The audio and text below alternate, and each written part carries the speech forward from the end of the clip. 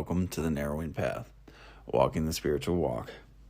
My name is Steve Van Eiderstein, and thank you for joining me today for the March 1st reading of James Allen's Daily Meditations. We've got a whole new month starting here, and I'm really looking forward to it. February rounded out with solitude and standing alone, standing on your own 2 feet. And yesterday was the 28th. I did the 28th and the 29th reading, in case you didn't catch both of them. I did the 29th just in case in later years people come check this out and they're following along in a leap year. So I thought I'd put that up as well. And both were really about standing alone and standing in your morals and principles and spirituality, rather than your desires or rather than societal norms. And it was quite impactful for me. It was quite a thing to remember that freedom comes from standing in your spiritual beliefs, standing on your spiritual principles and virtues.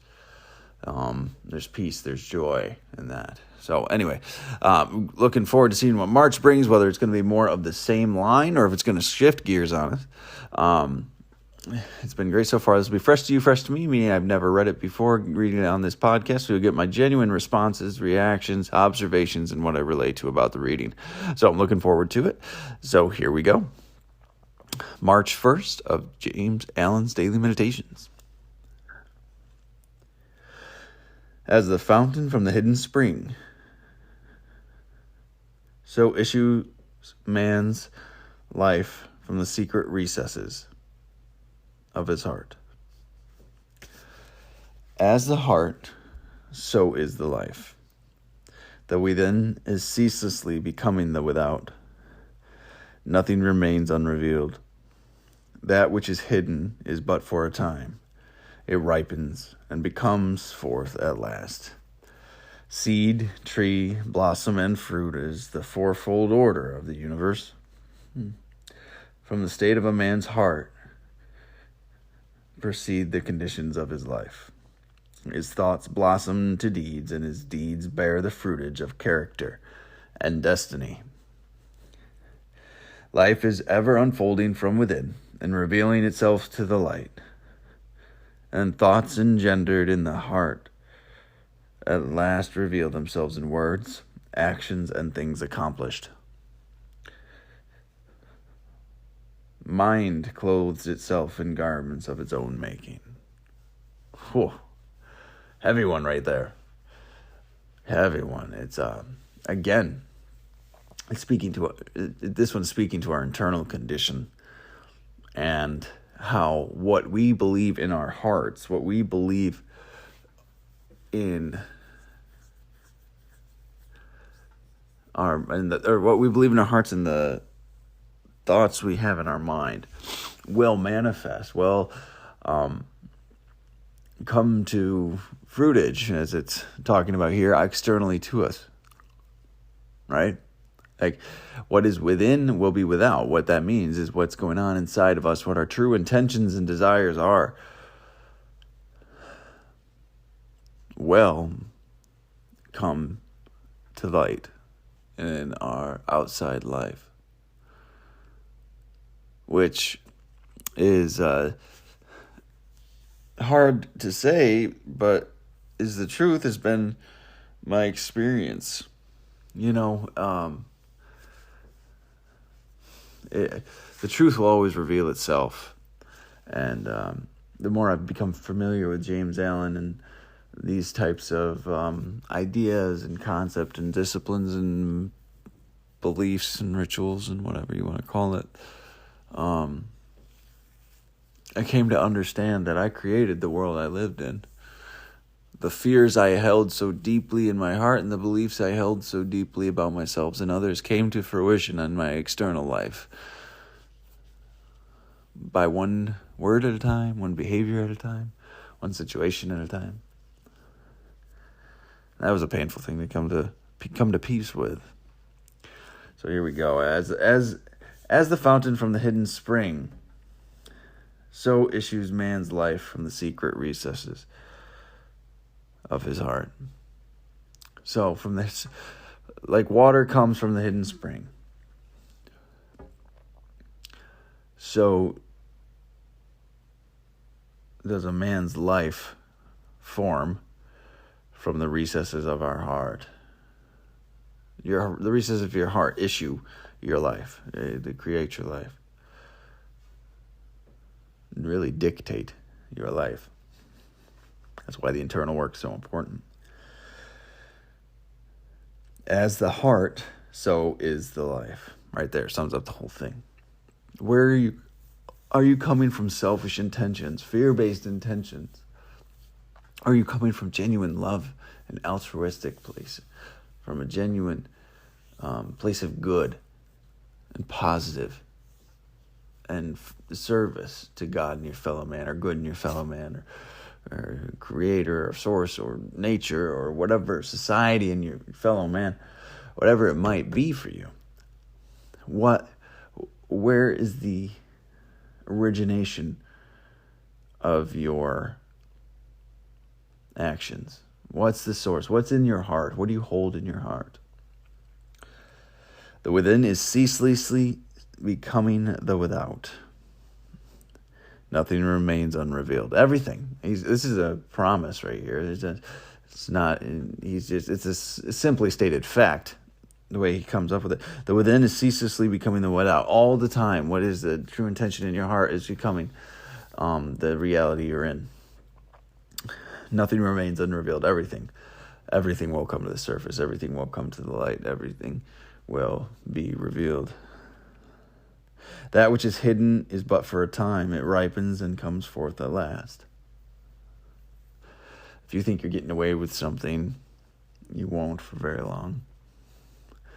It will manifest in some way in your external life, whether that's anxiety and fears of being found out, or a lie you told, or a situation you're avoiding or trying to cover up, or hurting someone outside of you that comes back to haunt you, that comes back in retaliation for the things that you've done, or whatever it might be. That can be, there's a million ways or more that can be proven true, but it will always come back to you. That which is hidden is but for a time. It ripens and comes forth at last. Seed, tree, blossom, and fruit is the fourfold order of the universe. This is an important sequence, I'm sure. Seed, tree, blossom, and then fruit. What are the seeds you're planting? What is the garden you're tending? He has a book called, James Allen has a book called As a Man Thinketh, and that was a very impactful book on my life. That was a book that started my journey down this road with James Allen, and has been very enlightening and very much a staple as to why I have achieved what I've achieved today. And he talks about, if recollection is correct, people always say, watch what thoughts you're tending, but he goes further to say, what seeds are you planting? Be intentional with your thinking. Be intentional with what you're feeding yourself. Be intentional with what actions you're taking. It all matters. What you're consuming. Physically, mentally, emotionally, spiritually. It all matters.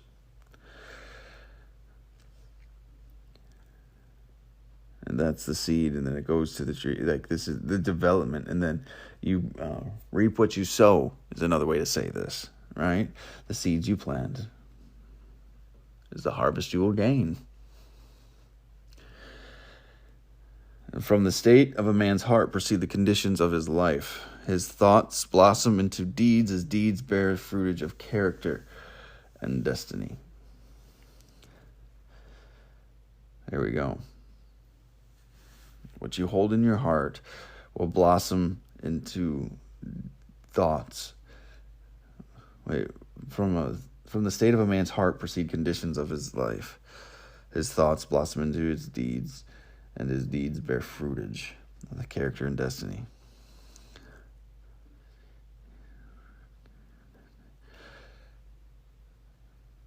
So that's just the progression of it. What you hold in your heart, where it's coming from, turns into the thoughts you have, which turns into the deeds you do, which turns into your character, and then furthermore your destiny. That's how these things go. That's how this cycle plays out. So what you have manifesting in your life is what you've brought into it. And even if you've changed the way you think, you've changed your intentions, you still have old things that are coming through fruition that you will have to bear the consequences of. And then you can build your character and then shape your destiny by how you handle these situations. And then furthermore, how you're conducting yourself in the future and where things are coming from. How you continue to maintain the spiritual development and spiritual growth in your life. He goes on to say, life is ever unfolding from within and revealing itself to the light. The thoughts the thoughts engendered in the heart at last reveal themselves in words, actions, and things accomplished. Life is ever unfolding from within and revealing itself to the light. Again, it's another way to say what you do, where your intentions are, and the thoughts you have will always come to light. And that's why I say repeatedly, making an external change, it will not be permanent unless you change the internal thoughts behind it. Your heart fuels your thoughts fuel your deeds shape your character and your destiny, right?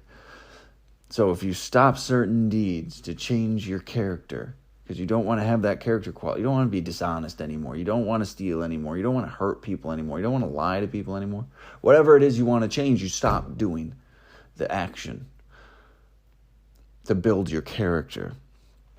And then you'll see a very good picture of the thoughts behind it, why you're doing it. Most of the time it's fear.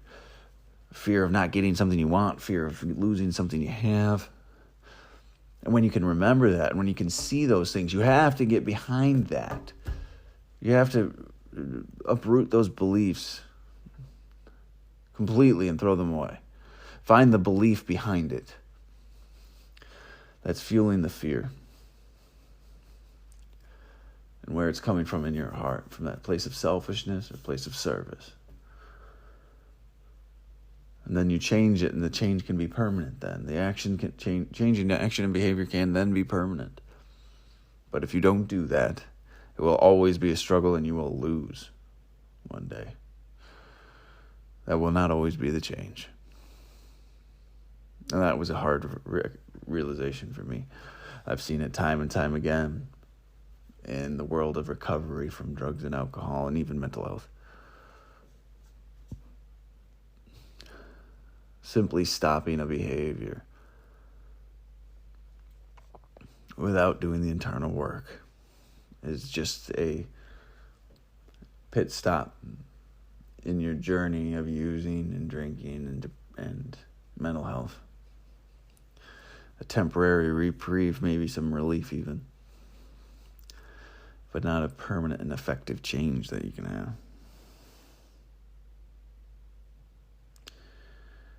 Reveal themselves in words, actions, and things accomplished. Life is ever unfolding from within, revealing itself to the light.